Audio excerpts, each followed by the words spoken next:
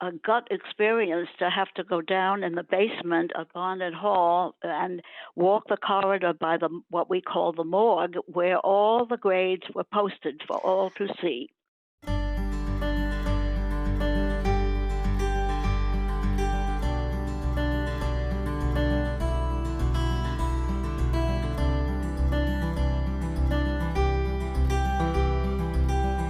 Good morning, Barnard. I'm Rona Wilk, class of 1991, and the AABC Reunion Chair, and it is my pleasure to welcome you to the inaugural edition of Morningside Memories Alumni Tell It Like It Was, a series of interviews with alumni from the 40s and 50s to learn about their Barnard experience in the years during and directly following World War II. We'll be releasing a new video every morning of Reunion Reimagined 2021. Today, we are speaking with Fran Abramovitz from the class of 1948. Fran grew up in New York City and was a history major, and we are thrilled to have her here with us today via phone. Welcome, Fran. Thank you. Hello, everybody. Okay, so I thought we'd just start with a very basic question of why did you choose Barnard? Well, I grew up in the west side of Manhattan, and Barnard was the only college I knew existed. It wasn't even a choice. It was the only choice for me. The alternative might have been Hunter, but Barnard was what I had always expected to attend. It may have been a little forward of me, but it didn't occur to me that colleges sometimes did not accept everybody who applied. Luckily, Barnard accepted me. Wonderful. And so obviously you were a commuter, I assume. Yes. Your career. Where were you commuting from? Was it just from the Upper West Side?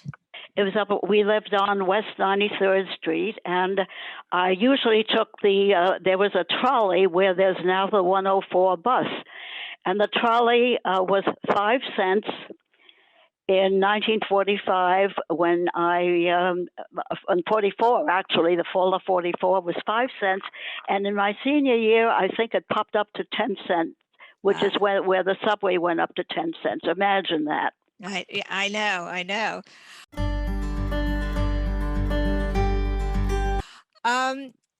So I think what everyone is particularly interested in hearing about is what Barnard was like during wartime. About the first of your 4 years there. The wartime abrupt changes, of course, first struck us with the death of President Roosevelt in April of 1945. We could not imagine not having President Roosevelt. He was the only president we had experienced in our entire life.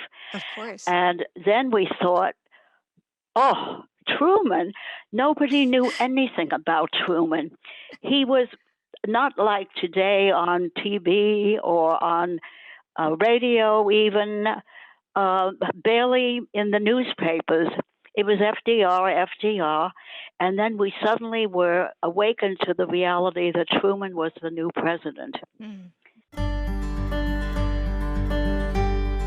So one of the things that I noticed in going through your class's mortarboard was that there seemed to be lots of transfer students. Many of the girls were actually born abroad. And when asked about their aspirations post-graduation, many of your classmates expressed a desire to either travel or even work abroad, overseas. Do you think that was part of the war's impact on your generation? Well, I have no doubt that was true because, of course, during the war and immediately afterwards, nobody traveled for pleasure, certainly. And we did have, among our student body, many who were refugees from Europe that was to escape Hitler. So we had many classmates who had experienced the horrors of living in Europe and then thankfully being able to come to the States. So they made up a a fair number of our class. I can't even guess at what the proportion would have been. Mm. But travel, for me at least, didn't happen until I had enough income to support that kind of experience. And it wasn't immediately on my first job, I'll have to tell you that. So now, so you were a history major. Did you have to take part in the yearly ritual that is at least happening now of senior thesis? We did not have a thesis requirement. Mm. As for grades, I don't know when they stopped doing this, but it was a horrible a gut experience to have to go down in the basement of Barnard Hall and walk the corridor by what we call the morgue, where all the grades were posted for all to see. Oy. And yes, and so depending on one's level of curiosity, competitiveness, or sheer nastiness, we would peruse the grades, not only our own, but anybody who, for some reason, we thought we wondered how they did, and it was there for all to see. Now, did you have any favorite people on campus besides professors? I did have made some effort in my senior year to contact the office that supposedly would assist students in finding employment. Mm. And I have to tell you, that was not really a very successfully run operation in my day.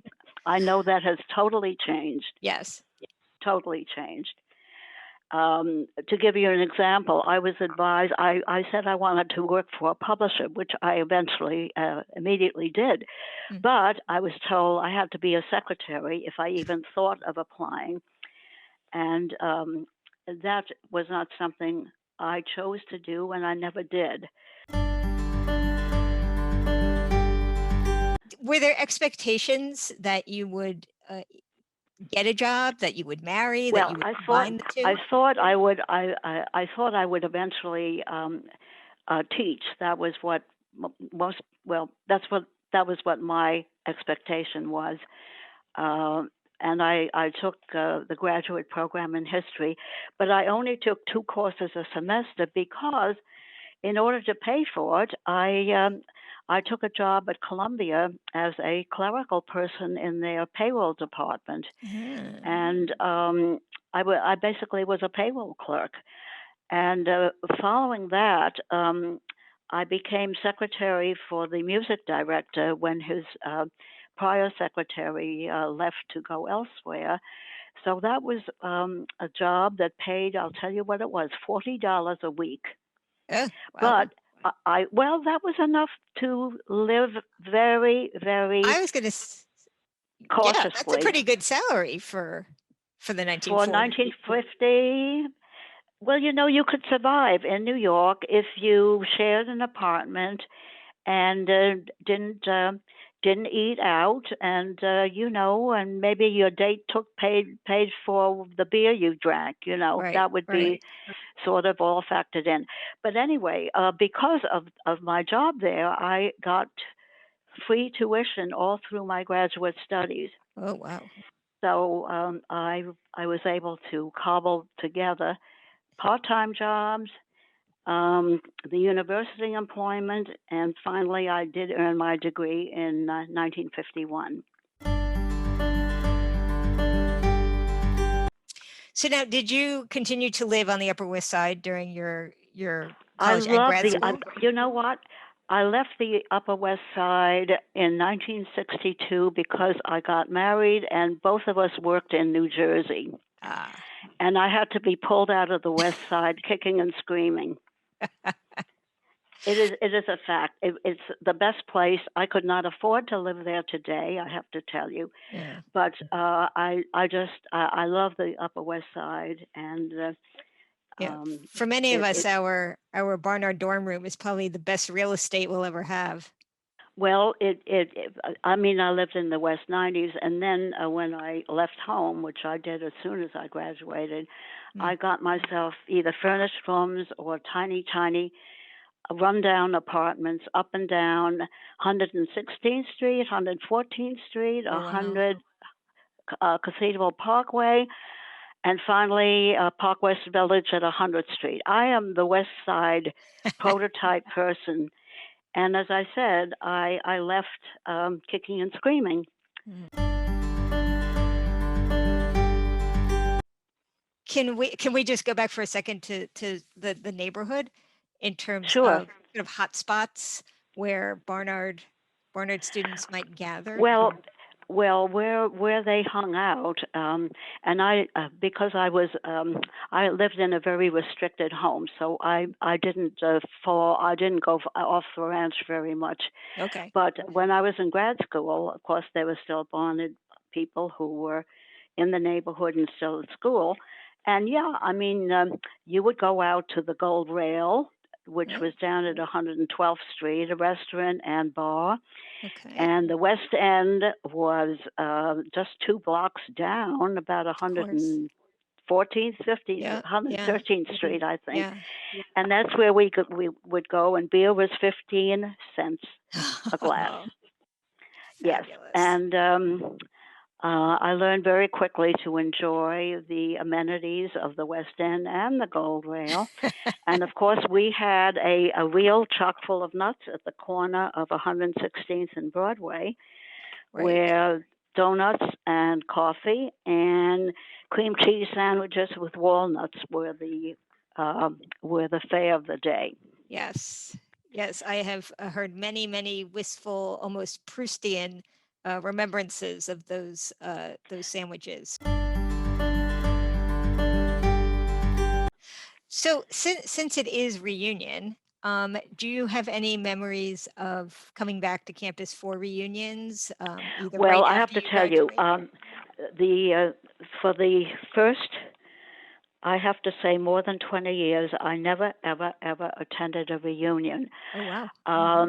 In my later life, mostly after I retired from active work, I'm now a reunion junkie because I go to every reunion, not just my year. I go the Yeah. year before, the year after, and the years in between, and I absolutely love them because I get to see the students.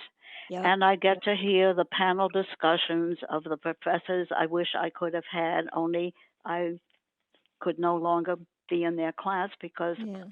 I'm not there anymore. Right. But I just really, really so look forward. I can't wait for what I hope will be a year from now when I can again show up.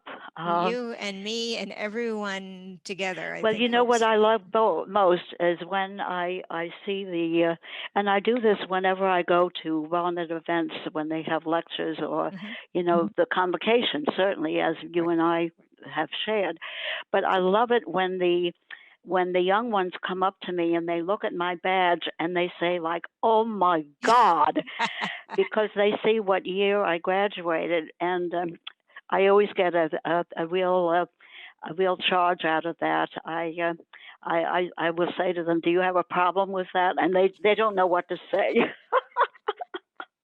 I love it. I love it. But I like to spar with them, but they are so amazing because when Yep. I hear what they are doing, and when they have the panels of the people who have done summer research projects, Yep.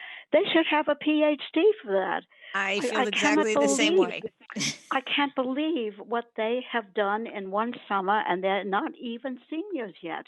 Yep. It staggers my imagination just to hear them. And as I said, bonded it just gets better every year. I think I do too. from where I stand. Well, listen, next time they open up the campus and have something, I'm going to be the first one online to get in. It's been so frustrating not to Yeah. have anything or any place to go in New York for a year and Yep. 2 months. Yep. And I cannot wait to have life open up again. Well, Fran Abramovitz, thank you so much for joining us here today. And I hope that we will see you and everyone back on campus soon and at many reunions to come. I can't wait, and I look forward to seeing you in person. And this time, I really will remember your face. That is wonderful. Thank you so much. My pleasure.